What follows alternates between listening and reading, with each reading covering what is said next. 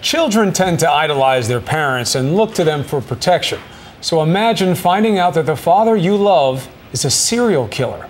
And worse, worrying if you or your own children might carry some kind of killer gene.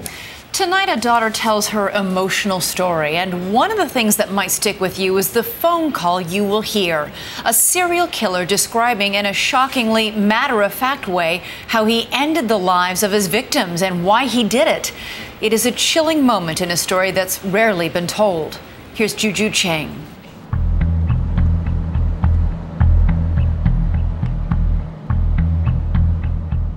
Jesperson gave grisly details. Grabbed the rope and tied it around her neck. Searchers found her body in 1990. Washed the blood off the wall.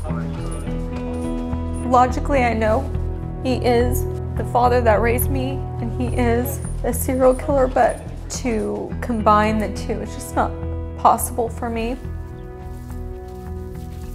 For Melissa Moore, this is a homecoming, a search for answers about a father who wasn't at all what he appeared to be. These were really good memories for me being out here in the country. I could smell the alfalfa still. I could hear the birds and hear the animal sounds, the horse, just like I did when I was a child. It makes me miss being a kid.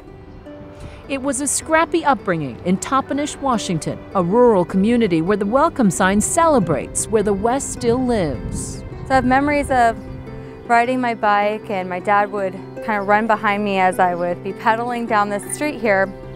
Makes me miss having a dad. An adoring dad. But behind the loving facade was a violent killer, a secret that would only be revealed years later.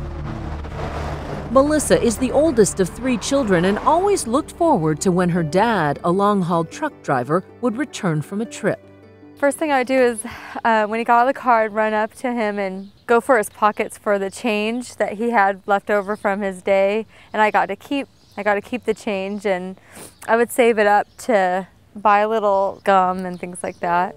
Is she looking through rose-colored glasses, or were there really good times? There really were good times. Rose is Melissa's mom. At Christmas time, even if we didn't have the money, somehow he'd figure it out how to get the money and bring back what the kids really wanted for Christmas. Would you describe him as a good husband? No, he was not a good husband. Why? He was very distant with me. Was he abusive to you? No, he was not. If he was angry, he would walk away. My dad would never spank me or hit me. Describe him physically. I mean, he's a big man. Yeah, he was 6'6" and about closer to 300 pounds. A large, handsome man with a dark side, which he mostly managed to keep hidden from his children, except for one traumatic event Melissa witnessed as a 6-year-old that she still remembers vividly. One day when I went down here to go play with my brother and my sister house, I found some little kittens. They were resting right here. When I got out here, my dad was working out by the barn. He said, "Can I see him?" I said, "No."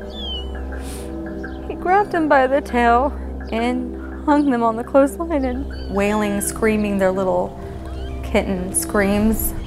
I ran inside the house to get my mom and I wanted it to stop, and by the time we got back out and got out here, the kittens were laying on the ground over here. So I remember bending down and seeing that they were dead. The way he just looked at me was, "I don't care. This is so funny to watch you grimace and be tortured." He liked it. What is it that you think you caught a glimpse of that day? The sociopath, the part where he felt in control over me and that he enjoyed it. I got a sense that there was another side to him. So it's almost like you caught a glimpse of the monster who killed these people. I did catch a glimpse. Open up, please, folks. Melissa's dad would turn out to be one of this country's most notorious serial killers, Keith Jesperson, known as the Happy Face Killer, for signing anonymous confession letters with a smiley face.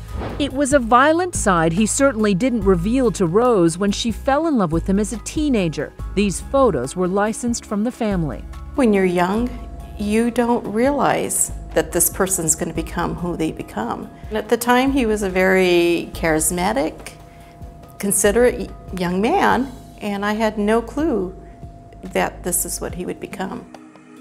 Rose says that after a few years of marriage, strange women started calling the house, and she began suspecting he was having affairs. The marriage started to crumble, but then, on a road trip, the final straw. We took a little walk, and there was a bunch of young men, and he grabbed me and threw me in their arms and said, "Here, you can have her," and walked away. Rose had had enough. She knew it was time to get away from her husband of 14 years. He was going on a trip. He'd be back in 4 days, and I just packed up the kids and we left. She says, "I want you to go inside and pick one thing that you really care about." What did you pick? I picked the stereo that my dad had bought for me for my 10th birthday. And just like that, Rose and her 3 children left the orchards where the kids spent their youth to drive 200 miles away to Spokane, Washington, to move into the cellar of their grandmother's home. But Melissa still loved her dad. She said right before we were going to Spokane, she said, "You know, your father doesn't want us anymore and we're separating." And I thought, this is not the case. Dad loves us. Once he sees me again, he'll change his mind. Although the family never reconciled, over the next 5 years, Melissa's father would visit whenever his trucking jobs took him their way. I mean, come into town and take us out to eat, go shopping, and then after the shopping, he would take us to the grocery store. He would stay the night and leave the next morning. Nothing unusual except for awkward conversations that would make any teenager cringe. Wherever there was a female around, he had to say something that was inappropriate. He would start talking about his sexual acts with other women, and I didn't want to hear it. It was disgusting to me. You knew it was wrong. He was proud of his sexual experiences and wanted to share it. Then a conversation at a diner that would haunt her for years to come. The last time I saw my dad, he came to Spokane, just a sporadic visit, and we came to a diner like this. And he said, "I have something to tell you, but if I tell you, you'll tell the authorities, you'll tell the police." And then my stomach started to get upset. Was Keith Jesperson trying to confess a terrible secret to his young daughter?